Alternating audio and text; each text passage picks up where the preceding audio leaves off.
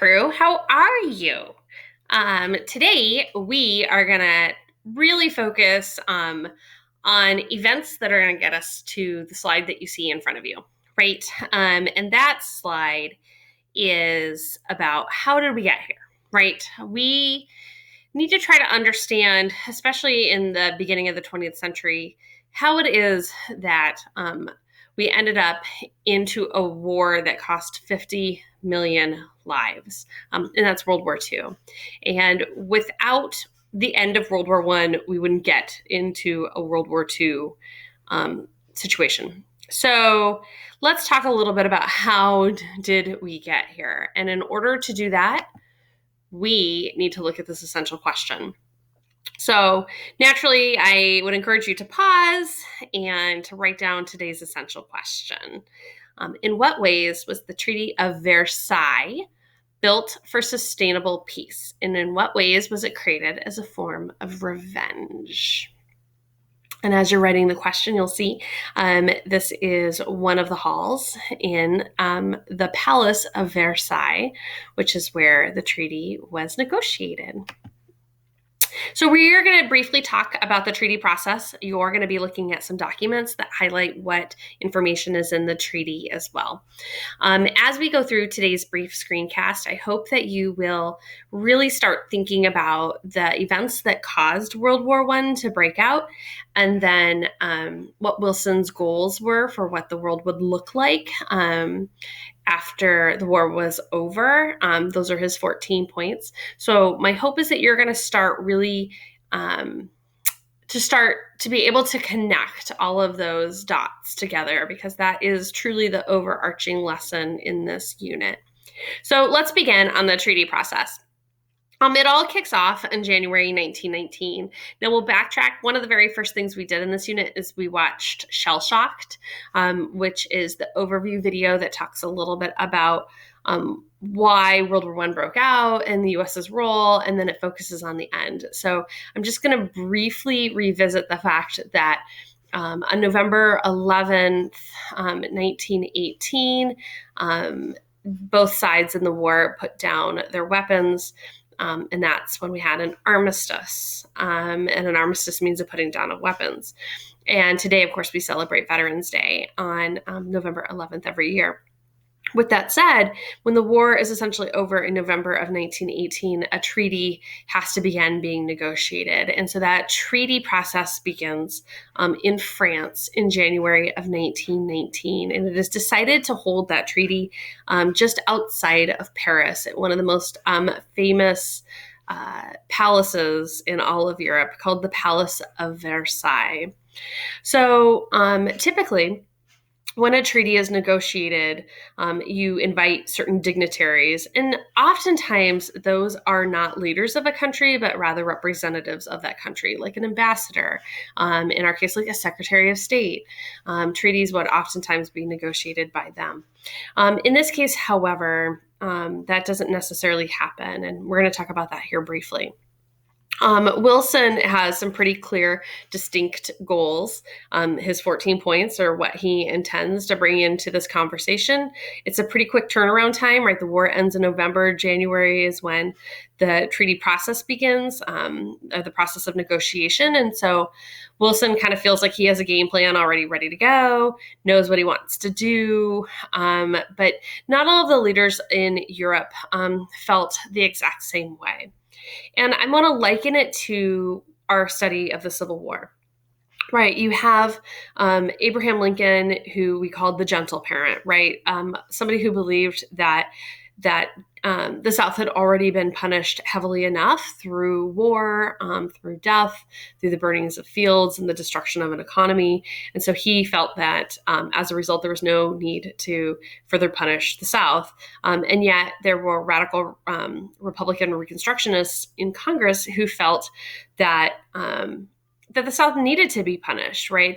That you had to send a signal to the South that if they were to rise again, that they would be met with swift action. And so as a result, there was this desire to create punishments that, while typically may be considered harsh, were intended to prevent an action from occurring again. So I want you to recognize that Wilson in many cases offers and acts a little bit like Abraham Lincoln in the sense that his intent is not to punish, but rather to just figure out a way through it and to move forward in an effective manner. But not all of the other leaders agree. And we also, without being too judgy, I think we want to recognize that other leaders in the world have reasons for taking such action, much like the radical Reconstructionists in Congress had reasons for their treatment of the South or what they wanted the South to look like after the war was over. So just realize that one is not bad or good. They're just different outcomes, okay, based on their own perspective. Let's talk about who was actually invited. Now, there's a whole slew of representatives and delegates that show up to this thing, but by and large, there's 4 major players, and those 4 players dictate the terms that everybody else has to agree to. So let's take a look at those 4 major players. The very first is Woodrow Wilson, right? So Wilson comes to be the representative from the United States in this treaty negotiation. Now, again, that's unique, and I've explained why that is.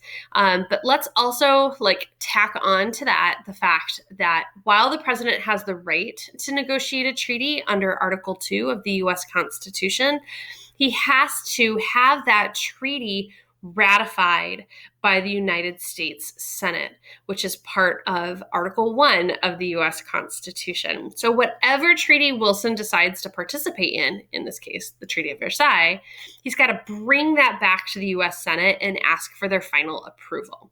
So hold on to that thought, if you would, please, okay? So Wilson is our representative from the United States.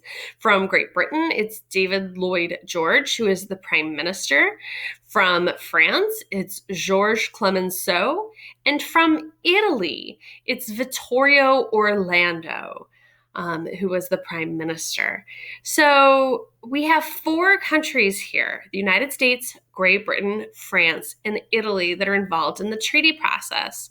But it now might be a good time to push pause and think about who else should be invited to the treaty process. I mean, if we're making a treaty that has consequences in it for a variety of countries, who else should be invited? Maybe you thought that Germany should be invited, or Austria-Hungary. Those would be 2 good countries to make sure are there. Yep. And if you didn't think that, well, maybe now this will enter your thinking process. So think about a treaty. If you're going to make a treaty that has rules on another country, oftentimes if you want those rules to be well received, you probably should invite them to the table. Nobody likes being told what to do without having an opportunity to engage in discussion and negotiation.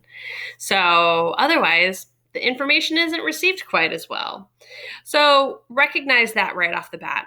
And I want to highlight the fact that Germany is not invited to the table is probably the biggest problem with this treaty, as you're going to look at. So put some flashing lights around that if you want, but hold on to the fact that Germany is not invited. So let's move on quickly to the game plan before I set you loose on understanding a little bit about the treaty itself. The game plan, it's all led by Wilson. Wilson shows up to Paris and heralded as a hero because the United States is seen as sort of a savior in this war. He is well celebrated. In fact, at a time where he is not as popular in the United States, he's far more popular in France. He walks in with his 14 points. He's all giddy and ready to wrap this thing up real quick. Maybe you've been in meetings where that happens, where somebody has the agenda and they're like, oh yeah, I got this. I've problem solved it. Here you go. And thinks that everybody's going to agree. It doesn't work out that easily. So Wilson comes up with this game plan of implementing the 14 points. Not all of the other countries agree. And remember that Wilson's baby is point 14, the League of Nations. So I'm going to sign off and set you loose on understanding some of the components of the Treaty of Versailles.